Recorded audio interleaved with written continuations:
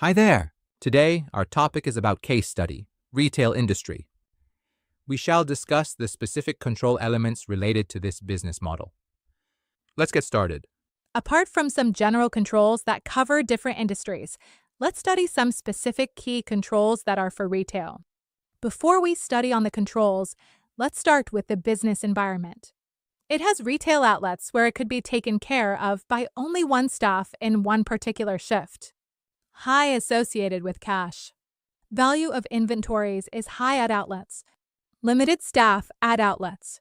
In view of these features of retail business, let's look at the specific controls that are essential to implement. Firstly, inventory management and revenue controls.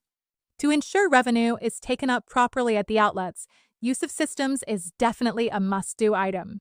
This system should be integrating inventory and point of sales, thus keeping track of inventory balances and revenue at the same time. Due to its fast-moving nature, periodic inventory count is also a must-do event. Apart from quarterly and yearly count, where the timing interval is longer. Monthly count or even cycle count should be adopted at outlet level to ensure the inventory balances. In case of big variances, further investigation should be carried out for process improvements. With the PS system, sales reconciliation should be done at each business day end to ensure all incomes are reconciling with the sales of the day. Secondly, it is related to cash management. In the past, you can imagine retail is equal to cash. However, nowadays, the majority of the income is in the form of credit cards or other payment methods. However, there are still quite some retail businesses that still use cash.